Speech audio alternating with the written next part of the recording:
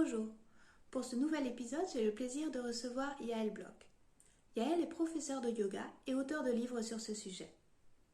Elle vient nous parler de son parcours, de ce qui l'a amené vers cette discipline, et nous discutons aussi du sujet du yoga pour les enfants.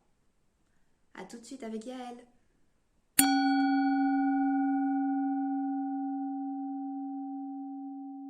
Yael, je suis ravie de te recevoir. Tu es professeure de yoga, tu pratiques le yoga depuis un bon moment aussi. Tu es auteur de livres notamment le très beau Ashram qui a été réédité récemment, je crois. Est-ce Oui, que tu pourrais te présenter avec tes propres mots? Oui, bonjour Claire-Vie. Déjà, enchantée d'être avec toi, de te retrouver et puis d'avoir fait connaissance avec toi récemment et voilà, de cette interview. Alors, moi, je suis tombée dans le yoga quand j'étais petite. Donc, le yoga fait partie de ma vie depuis presque le début. Enfin, j'ai commencé à l'âge de 6 ans. Mais bon, sans savoir que j'allais devenir un jour enseignante de yoga. Et puis, mes études m'ont amenée vers la profession d'ingénieur, donc un petit peu aux antipodes, et comme toi. Et puis, le yoga m'a rattrapée à un moment. Donc, voilà, je suis devenue enseignante. Donc, c'est un vrai métier pour moi. J'ai été formée dans plusieurs écoles. Je considère ça comme un métier, même si j'en vis pas forcément très bien. J'adore ce que je fais. J'aime le fait que moi, ça m'enrichit aussi. C'est-à-dire que je sors de mes cours moi-même nourrie par ce que nous avons pratiqué avec les élèves et par la force du groupe. Et puis sinon, j'aime bien aussi, comme toi, je suis très curieuse, j'aime bien me former à d'autres choses. Donc, ce livre sur les ashrams, ça m'a ouvert encore sur d'autres aspects du yoga. Et puis récemment, je me suis formée en yoga thérapie avec le docteur Lionel Coudron. Et ça, c'est encore une immense porte qui s'ouvre pour le bien-être de tous les êtres. Donc, ce qui est voilà l'objectif du yoga. Et donc, je suis ravie de tous tous ces développements que j'aurais sans doute, enfin, qui ne me seraient pas, sans doute pas arrivés si j'étais restée ingénieure, même si c'est un métier que j'ai aimé et que voilà, j'ai quitté parfois un petit peu déçue. Et puis oui, j'ai quand même gardé un petit pied dans les sciences puisque j'enseigne les mathématiques, hein. Donc, j'ai enseigné 10 ans en collège-lycée et puis en ce moment, enfin cette année, je donne surtout des cours particuliers, mais voilà. D'accord.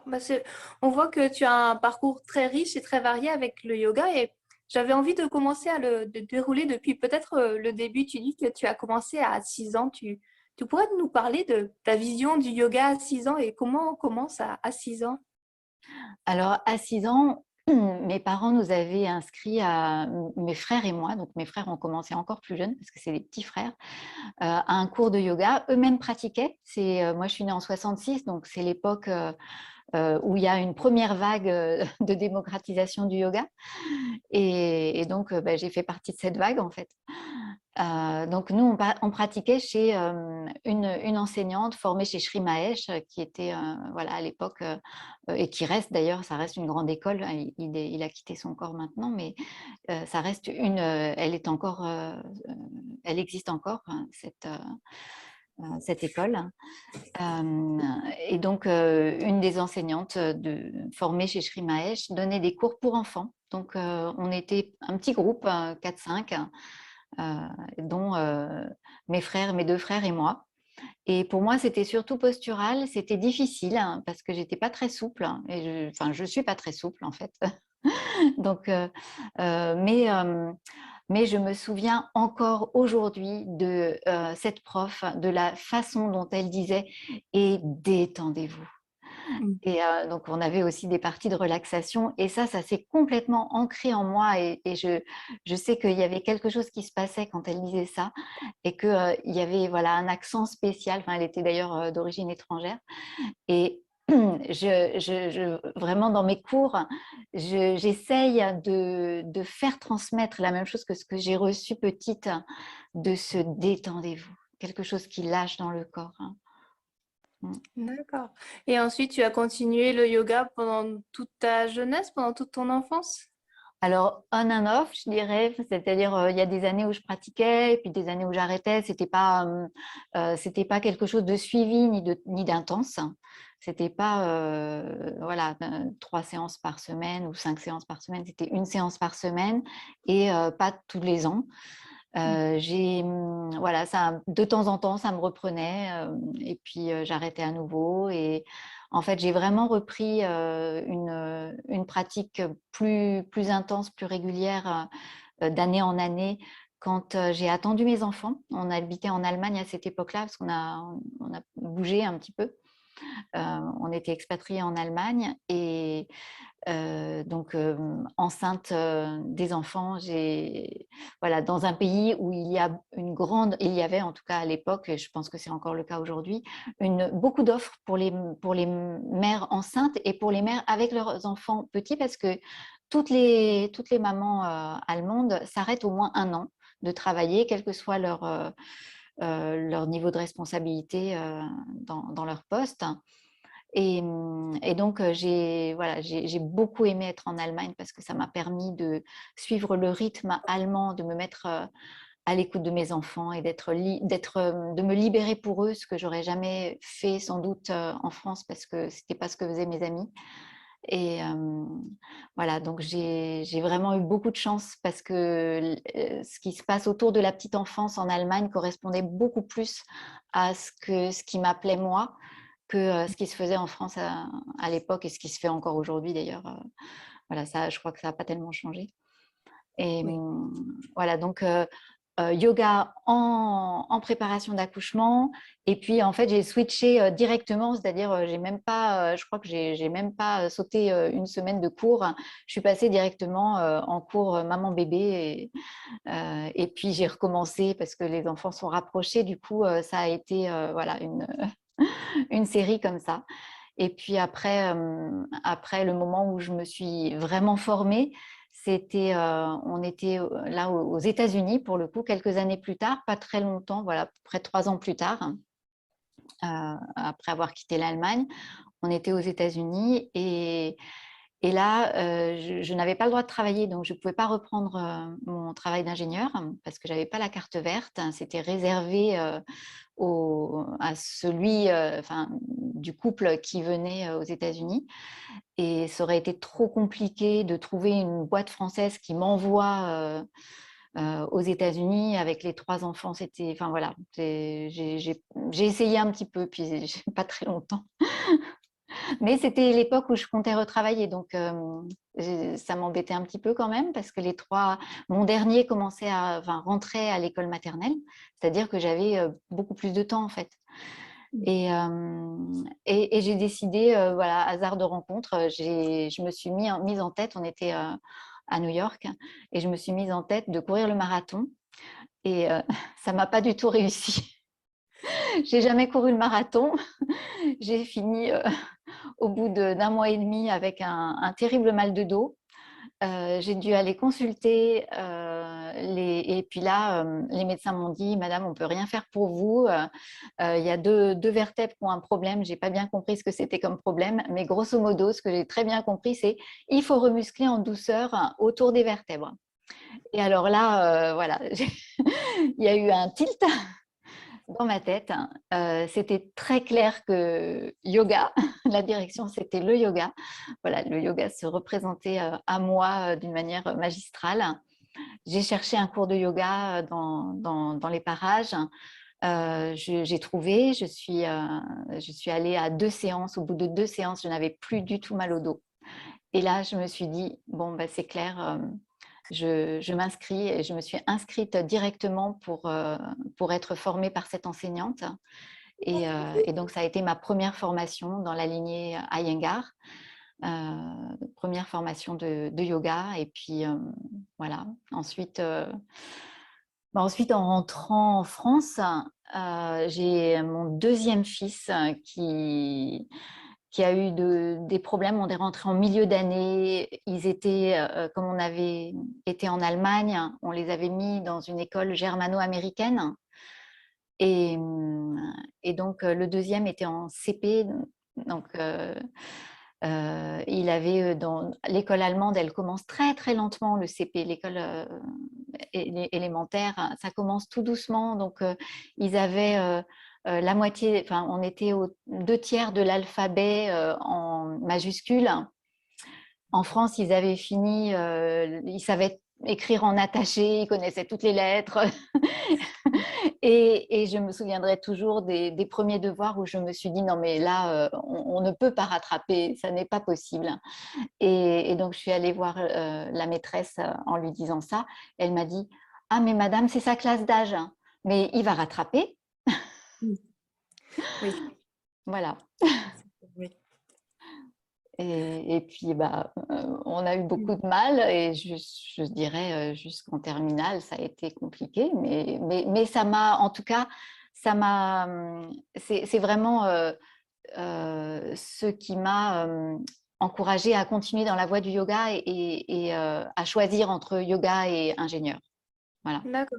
Parce que justement, c'était ce que j'avais envie de te poser comme question. En suivant, tu parlais en te présentant que tu étais ingénieur et que tu es venu au yoga sur le tard. C'est cette envie d'accompagner ton enfant, d'être plus présent, de transmettre le yoga qui t'a mené à quitter ce travail d'ingénieur?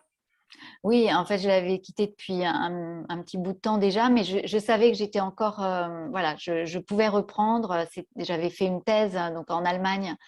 En même temps que j'avais les enfants, j'ai fait une thèse de mécanique des sols. Donc, j'étais dans mon sujet depuis, enfin, j'avais pas abandonné depuis très longtemps. En fait, j'ai jamais vraiment arrêté de travailler parce que j'ai soit enseigné le yoga, soit fait une thèse en même temps que les enfants, même si j'ai pris du temps pour eux. Donc, cette thèse, elle a duré 7 ans. Mais voilà, mais voilà, elle a été soutenue. Je l'ai eue. Donc, je suis Frau Doktor en Allemagne. Au passage. Et c'est vrai que quand il y a eu deux moments, il y a eu ce fils que j'ai eu vraiment le sentiment que si enfin, je me suis visualisée en train de reprendre mon travail d'ingénieur et je me suis dit, mais si je fais ça, je ne vais pas pouvoir l'accompagner, cet enfant qui a besoin de moi. Je ne vais pas pouvoir l'accompagner comme j'ai envie de le faire. Et donc, j'avais l'impression que je le sacrifierais et je voulais pas. Donc, c'est mon ressenti à moi, hein. Je sais que quelqu'un d'autre aurait sans doute vécu ça différemment, se serait organisé pour trouver des gens qui aident, qui accompagnent l'enfant. Mais moi, je sentais, enfin, voilà, ce que je ressentais, c'était que c'était à moi de le faire et que j'arriverais pas à mener une carrière d'ingénieur en parallèle de ça parce que c'était du travail au quotidien relativement, enfin voilà, il fallait être là à la sortie de l'école, pour être là le soir, pour être là tous les mercredis après-midi. Et j'arrivais pas, je voyais pas. Voilà. D'accord. Pour moi, c'était inconciliable. Le métier de professeur de yoga t'a permis d'avoir cette Oui. présence-là auprès de tes enfants, t'a permis d'avoir cette souplesse de temps, de pouvoir t'organiser aussi différemment? Oui, alors ce qui s'est passé, c'est que je me suis reformée, donc j'ai refait une école de yoga en rentrant en France. Et en même temps que je commençais à enseigner, mais le début de l'enseignement, voilà, j'ai pas donné 14 cours par semaine dès le début. Et en fait, ce qui s'est passé, c'est que je donnais un cours de plus suivant les possibilités qui se présentaient autour de moi et ce que je sentais pouvoir assumer. Donc ma priorité, c'était avoir suffisamment de temps pour mes enfants et en particulier celui-là. Et puis après, le reste s'organisait. Et c'est vrai que j'ai fait d'autres choses en même temps puisque je commençais à écrire. J'ai coécrit un livre justement sur cette période des enfants avec quelqu'un d'autre qui est jamais, enfin, qui n'est pas encore paru. Je désespère pas qu'il paraisse un jour, mais il n'a pas encore trouvé d'éditeur. Et voilà, donc j'étais active, j'étais très très active. Parents d'élèves, enfin parents délégués pour les 3 fois 2 parce que je l'étais aussi dans l'école allemande, donc ils étaient aussi, enfin, ils étaient au lycée international parce qu'on a essayé de conserver l'allemand. Et ça, c'est aussi un travail de garder le bilinguisme. Ça a été toute une démarche pour moi. Donc, enfin, voilà, ça a été du temps ça m'a demandé un engagement, un investissement.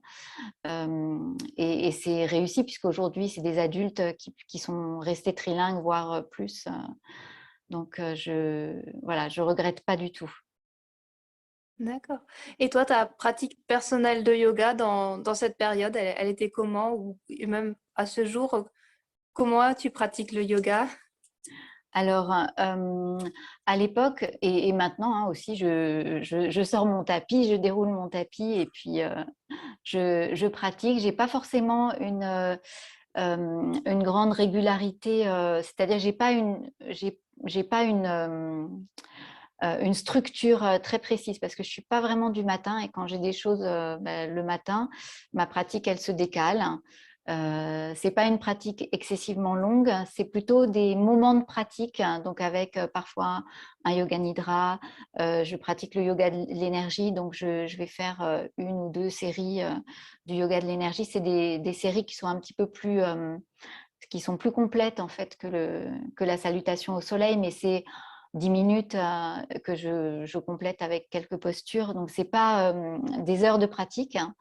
Je considère pour moi les cours que je donne comme aussi de la pratique. Je ne sais pas si tu considères la même chose, mais moi, ça me nourrit de la même façon que quand je pratique, enfin, d'une façon différente, mais ça me nourrit aussi par le yoga que je transmets, que je partage. Je suis aussi nourrie. Quand les enfants étaient petits, ils étaient souvent dans les parages quand je pratiquais. Donc, ils venaient. Donc, eux, ils ont grandi avec la présence du yoga autour d'eux. Et d'ailleurs, j'ai assez rapidement commencé à enseigner aux enfants. Mais voilà, eux, et aujourd'hui, ils pratiquent de temps en temps avec moi. Enfin, ils ont tous leur tapis. Ils savent. Il y en a un qui a mal au dos. Il a sa petite séance qui reprend quand il en a besoin. Un autre aussi, il a sa séance qui va l'aider quand il a, voilà, parce il m'avait demandé. Il y en a, voilà, ils pratiquent la méditation. Ils sont tous les trois, ils ont vraiment, ils ont baigné dedans, donc je dirais qu'ils sont nourris de ça et ça fait partie d'eux. Donc, Et tu as vu des bienfaits se nouer avec leur pratique du yoga, des changements sur leur personnalité, ou ça s'est fait tellement naturellement, tellement ils étaient baignés dans ce milieu? oui, je crois qu'il y a, voilà, on est une famille, on s'entend très très bien et je pense que le yoga a beaucoup contribué. Alors, il n'y a pas que le yoga, il y a aussi la communication non violente. Je dois dire que la CNV, pour moi, c'est le yoga de la parole. Et si on ne l'apprend pas, ça ne vient pas forcément tout seul parce qu'on a pu prendre des automatismes de parole et de façon de s'exprimer qui sont à l'opposé de la communication non violente, mais on n'a pas réfléchi dessus, donc on ne s'en rend pas compte. Et donc, pour moi, c'est vraiment, ça devrait être enseigné ensemble quelque part parce que c'est le pendant de l'intériorité, voilà, sur le plan de la parole. Ouais. Et j'avais aussi envie de te poser une question, on l'avait abordée quand on s'était un petit peu, on avait pris connaissance. C'était, est-ce que tu as eu certaines désillusions quand tu es allé vers le yoga, peut-être en tant que carrière de professeur de yoga? Est-ce que tu t'attendais à certaines choses et tu as été déçu, ou au contraire d'autres choses qui se sont révélées que tu attendais pas? Mm.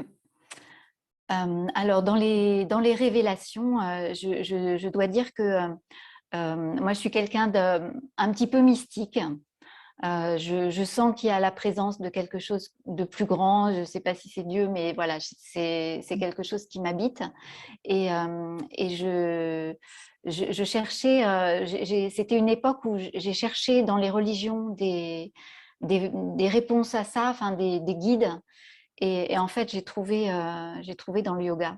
J'ai vraiment trouvé dans le yoga ce que je cherchais. J'ai trouvé dans le yoga quelque chose d'extrêmement précieux. J'ai trouvé une cohérence, une vision d'un ensemble qui inclut le cosmos, qui inclut notre destin, qui inclut voilà, tout ce qu'il y a de manière cohérente. Donc ça m'a beaucoup, beaucoup marqué, touchée. Et ça, j'ai commencé à sentir qu'il y avait quelque chose comme ça aux États-Unis, mais la formation n'était pas assez complète. Mm. Et c'est vraiment à l'école française de yoga, qui est une école où on étudie les textes. Parce que si on D'accord. n'étudie pas les textes, on n'a pas accès à ça. Je Mm. crois que c'est vraiment dans les textes, avec l'étude de la philosophie, qu'on peut mettre tout ensemble. C'est comme un puzzle où tout se met ensemble où à la fin, mais oui, c'est ça.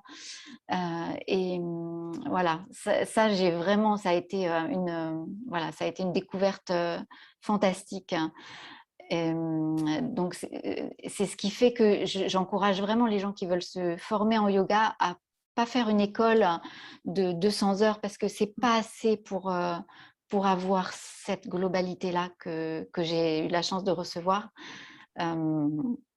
Et qu'on n'a pas forcément en rajoutant des petits stages par-ci par-là. Voilà, parce que là, c'est un enseignement complet sur 4 ans. C'est quelque chose enfin voilà, 4 ans de transformation non-stop en fait. Donc ça a été voilà, une révélation. Une révélation lente, hein, mais faite de petites étincelles de révélation. Et en revanche, oui, j'ai dit tout à l'heure que c'était mon métier, mais j'ai dit aussi que je gagne pas très bien ma vie. Et alors, il y a des professeurs qui gagnent très bien leur vie, c'est vrai. Mais à l'école française de yoga, on nous a un peu fait croire que oui, oui, c'était un métier comme les autres et qu'on allait bien gagner sa vie. Et ben non. Enfin, moi, j'ai pas fait cette expérience en tout cas. Alors, c'est pas un drame parce que j'ai mon mari qui gagne suffisamment bien sa vie, mais je crois vraiment que il faut pas faire ce métier pour en vivre. J'en suis venue à cette conclusion parce que si on doit vivre de ce métier, on finit d'une part par s'épuiser et d'autre part par perdre le yoga parce que la rentabilité et le yoga, ça va pas avec, ça va pas ensemble. Et que il va falloir rentabiliser. Si vous avez besoin de louer une salle, il faut que vous ayez tant d'élèves et il faut que vous fassiez de la pub et il faut que ça rentre parce que vous avez des frais. Et voilà, donc maintenant, ça, c'est un petit peu ça qui m'a amenée. Alors, il y a eu d'autres choses. Il y a eu un moment, voilà, des concours de circonstances qui font que la vie, elle me pousse dans une direction. Et donc, j'ai renoué, enfin, je suis devenue prof de maths comme ça, en fait. C'était vraiment, il y a eu voilà, plusieurs choses en même temps. D'une part, au bout de 10 ans, je me rendais compte que j'étais pas au SMIC avec mes cours de yoga. Et puis, voilà, en même temps, mon fils qui était en terminale, qui me demandait de l'aider, et puis que, bah oui, quand je l'aidais, il avait des bonnes notes, il comprenait tout. Et puis en même temps, au collège des enfants, un prof de maths qui n'avait pas été là pendant 4 mois et ils en étaient venus désespérés. Il n'y avait pas de remplaçant envoyé par l'éducation nationale. Et du coup, ils avaient fait appel aux parents. Ils avaient dit aux parents, mais il n'y a pas un parent qui peut venir remplacer ce prof de maths absent parce qu'on n'aura pas de remplaçant par l'éducation nationale. Enfin, le collège était désespéré.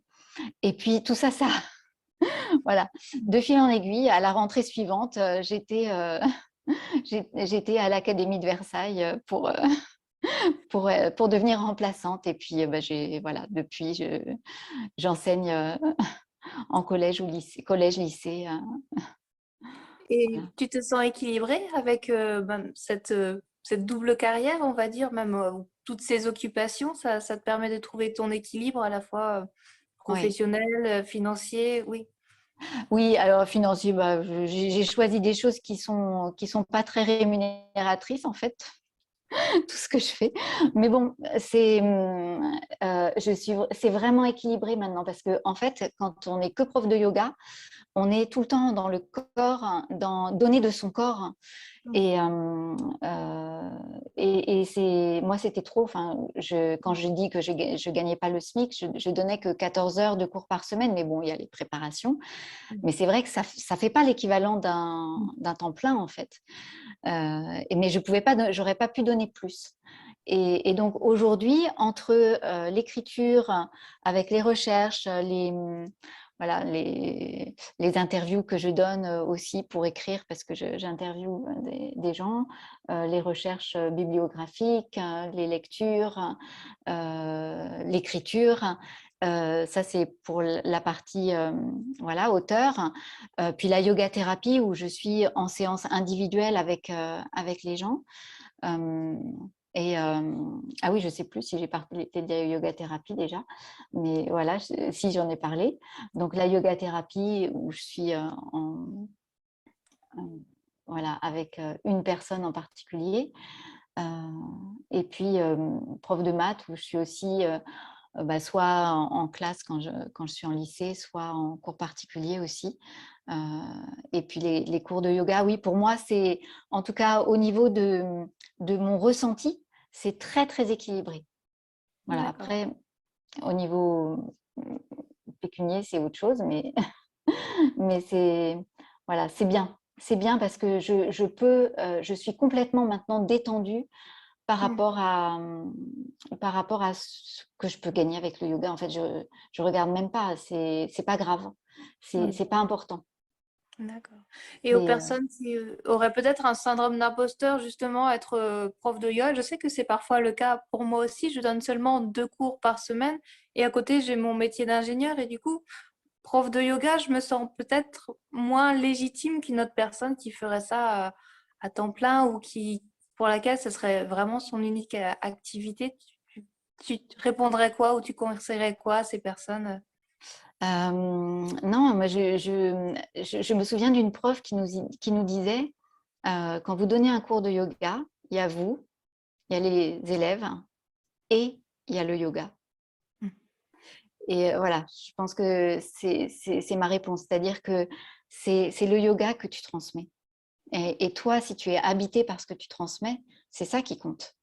Et justement, le fait, pour moi, le fait que quand tu le fais en plus de ton travail, ce qui veut dire que tu le fais par plaisir parce que tu n'as pas besoin de ça pour gagner ta vie, c'est une garantie que tu transmets bien le yoga et que tu transmets pas le besoin de gagner de l'argent.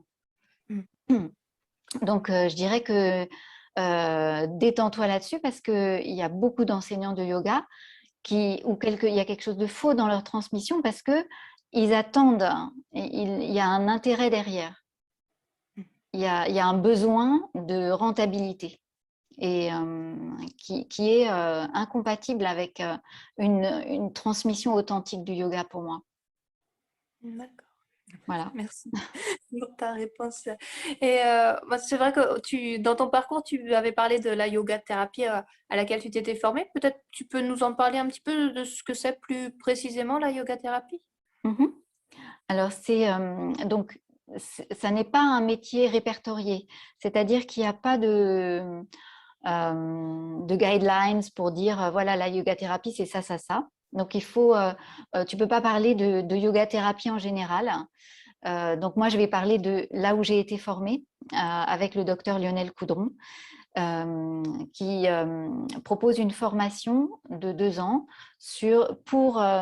donc il a la moitié de ses élèves qui sont des soignants, des médecins, des infirmiers, des orthophonistes, etc. Et la moitié qui sont des enseignants de yoga. Voilà. Et il a réussi le pari impossible de faire une formation qui parle véritablement à ces deux corps de métier qui ont a priori rien à voir. Donc, alors évidemment, les soignants, ils leur demandent d'avoir déjà 2 années de pratique derrière eux, donc ce n'est pas des débutants en yoga. Et puis les profs de yoga, ils les sélectionnent. Donc, et en principe, les profs de yoga bien formés ont quand même des bases en anatomie voilà, on est formé comme ça, tu le sais. Et voilà, donc sa formation est extraordinaire. Elle est vraiment basée sur les connaissances en médecine, enfin, le yoga, les connaissances en médecine, mais aussi les connaissances dans d'autres domaines qui peuvent être utiles au yoga, qui peuvent nous être utiles, qu'il peut enseigner, qu'il peut transmettre. Donc, il donne en fait aux enseignants de yoga les bases scientifiques nécessaires pour un dialogue possible avec les médecins. C'est-à-dire que, en principe, voilà, je peux travailler de concert avec un spécialiste ou avec un médecin généraliste voilà, pour que ce soit un trio autour d'une personne et pas le médecin avec la personne. Ça, c'est l'idéal, hein. Si ça pouvait être comme ça, ce serait l'idéal. Voilà, donc on a le yoga, des protocoles et puis surtout quelque chose de magique, d'extrêmement bien vu, c'est l'imbrication du corps et du mental. C'est-à-dire que lui, il va pas partir du symptôme où vous avez mal et puis dire voilà, alors vous avez mal là, vous faites tel exercice. C'est pas ça du tout, du tout. Il va partir du ressenti dans le corps, mais d'un ressenti global. Euh, et à partir de là, quelles émotions sont présentes, quelles pensées sont présentes. Et c'est ça qui va permettre de comprendre ce que la personne a besoin de travailler. Parce que finalement, ce qui est là dans le corps, c'est juste un reflet de quelque chose qui est à un niveau plus subtil et qui est bloqué. Donc un blocage au niveau voilà, c'est dans le corps, mais c'est un blocage parce qu'il y a une pensée obsédante, parce qu'il y a eu un traumatisme, parce qu'il y a des émotions qui sont coincées ou récurrentes. Voilà, donc on va mettre à jour tout ça pour aller libérer le corps. Et puis, si c'est le corps tout seul, si c'est effectivement, on s'est blessé, par exemple, où là, c'est pas une émotion qui est en train d'agir. Si on est directement sur une lésion du corps, on va aussi travailler de la même façon parce que une lésion du corps, elle va elle-même provoquer des émotions de est-ce que je vais guérir, par exemple, est-ce que je vais guérir, combien de temps ça va mettre, mince, je vais pas pouvoir faire ça parce que à cause de cette blessure, et ça a besoin d'être accompagné et travaillé aussi. Donc, on va à la fois travailler sur la lésion, parce qu'on est équipé aussi pour travailler sur le corps directement, mais aussi sur tous les effets au niveau du mental et de l'émotionnel qui peuvent naître du problème de départ et le faire tourner en boucle comme un cercle vicieux où les pensées négatives ou anxieuses vont empêcher la guérison. D'accord, merci pour cette présentation. Et dans la présentation de toutes tes activités aussi, en plus de la yoga thérapie, en plus des cours de yoga, en plus dans ton activité de professeur de mathématiques, il y a le côté écriture. Elle a quelle place dans ton quotidien, dans ta vie, l'écriture? Parce que tu as déjà écrit 5 livres, je crois. Donc, Oui, oui, puis euh, j'ai traduit aussi. d'accord. Ouais, j'ai traduit aussi des livres de yoga. C'est une place privilégiée, c'est quelque chose que j'aime faire depuis longtemps, écrire. Donc, je suis très heureuse de ça. Et c'est pas forcément, ça me vient pas forcément très très facilement, c'est-à-dire que j'y passe du temps, mais c'est un plaisir et c'est un plaisir de transmettre aussi parce que c'est des livres où je transmets je transmets des choses que j'ai comprises, hein, que j'ai mis du temps en général à comprendre et que je mets à la disposition des gens pour que ça serve. Donc voilà, et sinon en termes de temps, je saurais pas bien dire, mais j'y passe oui plusieurs heures par jour. Ouais. D'accord. C'est quelque chose qui te fait du bien, qui te libère aussi, qui te permet de structurer tes pensées Oui, oui, oui. Ah, complètement, complètement. Moi, j'ai écrit une thèse aussi hein, dans ma vie et je sais, et c'est quelque chose que je redécouvre à chaque fois que j'écris, c'est-à-dire que c'est à l'endroit où je sais que il y a quelque chose qui n'est pas bien clair. Je sais qu'il faut que c'est là qu'il faut que j'aille parce que là, c'est une grande porte qui va s'ouvrir et que j'ai encore des semaines de recherche derrière parce que c'est quelque chose que j'ai besoin moi de clarifier et qui va me demander de rechercher. En fait, je constate que j'écris mes livres un petit peu comme j'ai écrit ma thèse. D'accord. Et tu pourras nous donner les titres de tes livres, justement, si, si les auditeurs veulent les retrouver. Oui, alors il y a Ashram, Voyage aux sources du yoga, donc comme tu en parlais tout à l'heure. Ensuite, il y a eu Respire, qui n'est plus. Alors, il est épuisé, mais normalement, il doit être. On en trouve parfois. On le trouve parfois dans quelques librairies où il reste des exemplaires. Et il va être réédité en août. Donc, je vais le compléter encore et il va être réédité en août. Ensuite, avec Ananda Ceballos, on a écrit Manger mieux en pleine conscience.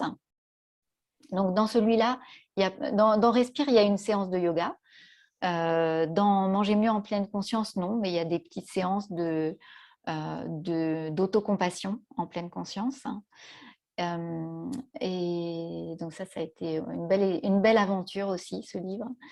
Ensuite, il y a eu Se tenir droit grâce au yoga, où il y a aussi voilà, une séance de yoga. Et puis, ben, à chaque fois, en fait, je prends appui, je disais tout à l'heure, j'interviewe des gens qui vont m'aider, qui vont me relire, parce que voilà, je les interviewe, j'interprète ce qu'ils m'ont dit avec ce que j'ai fait comme recherche par ailleurs, je rédige, puis après, je leur fais relire, et puis je vois que c'est super dur, en fait, la vulgarisation, parce que parfois, on se dit qu'on a compris, et puis en fait, ben non, on ne peut pas utiliser tel mot à la place de tel mot parce que c'est plus tout à fait la même chose et ça n'est plus juste. Donc, c'est très intéressant. Moi, j'ai beaucoup de respect pour pour les scientifiques qui sont vraiment des spécialistes dans leur domaine, parce que je vois à quel point c'est difficile d'extraire, de comprendre une petite partie de tout ce qu'ils savent et, et de rester dans quelque chose qui est juste.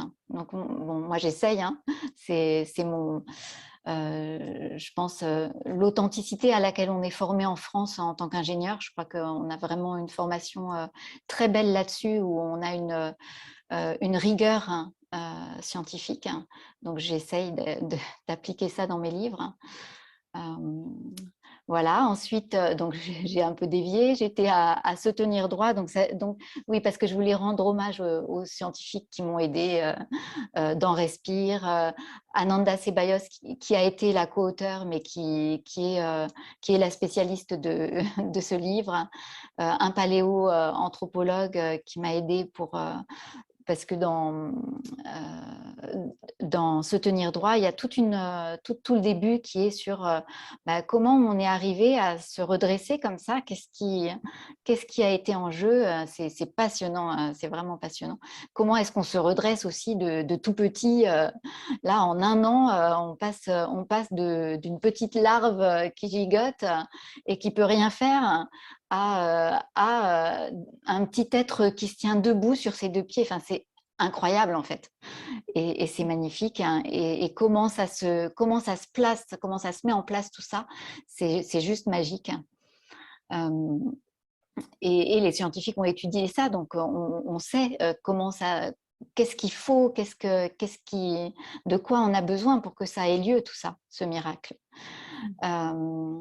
Et puis là, il y a Soulager la douleur grâce au yoga qui est terminé et qui va sortir fin février, début mars. Voilà. C'est une belle collection en tout cas. Voilà. Et là, c'est un neurologue, c'est une neurologue qui m'a aidée sur ce livre-là. D'accord. Et je crois que tu participes aussi aux recherches sur le yoga et les enfants. Est-ce que tu pourrais peut-être nous en toucher quelques mots sur, peut-être par ta propre expérience, parce que tu donnes des cours de yoga pour les enfants, par ce que tu as vécu à la fois dans ton enfance avec la transmission à tes enfants, puis qu'est-ce que, qu'est-ce que ça donne pour l'instant, cette recherche? Oui, alors peut-être ce que je pourrais rajouter sur ce que j'ai vécu enfant, que j'ai pas dit tout à l'heure, c'est que pour moi, ces cours que j'ai vécu quand j'avais 6 ans, un peu plus, hein, c'était voilà, c'était des postures, hein. J'avais pas, donc j'ai raconté le détendez-vous, Mm. mais j'avais pas saisi du tout la portée. C'était voilà, c'était un peu une gymnastique. Enfin, j'avais pas d'idée. Je savais que ça s'appelait du yoga. Je voyais bien que je faisais. C'était le seul endroit où je faisais ça. Qu'à l'école, quand on faisait de la gym, c'était pas du tout ça. Mais voilà, j'avais pas saisi la portée que ça pouvait avoir. Et je crois qu'on ne peut pas attendre ça d'un enfant. En fait, on ne sait pas ce qu'on transmet quand on ne sait pas ce que l'enfant va prendre et à quel rythme ça va germer. Donc, on sème des graines. Avec les enfants, il faut voir ça comme semer des graines.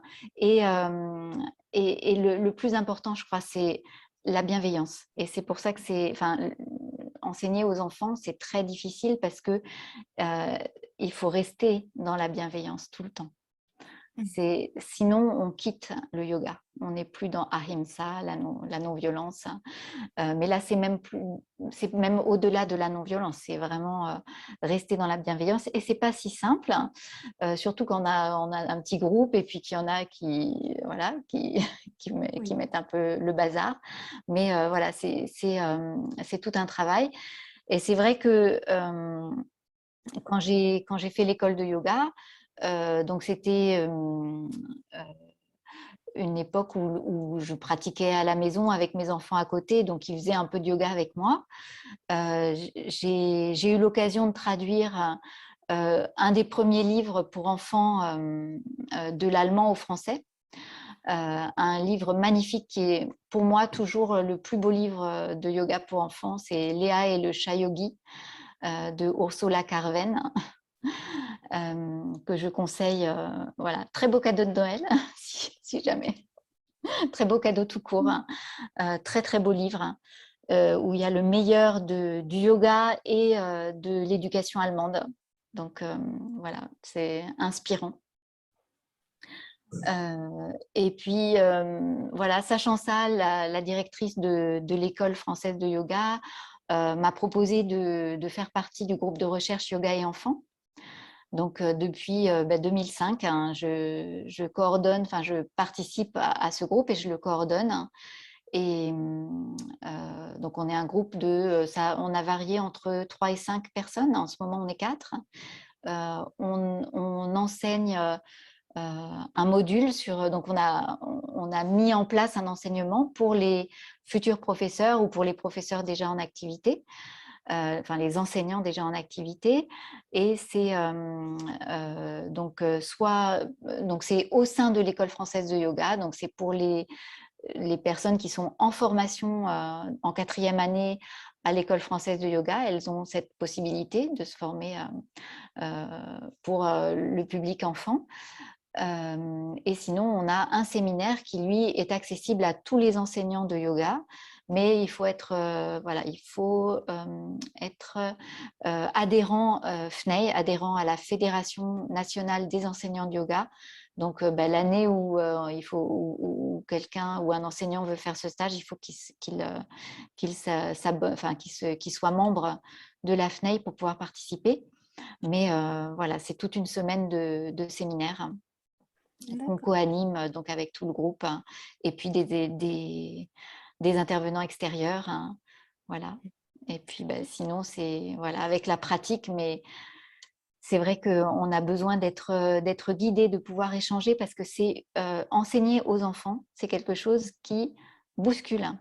Alors que ce soit le yoga ou autre chose d'ailleurs, hein, enseigner aux enfants, c'est pas de tout repos, ça bouscule, hein. Et il y a vraiment voilà, des choses à savoir pour pas les abîmer.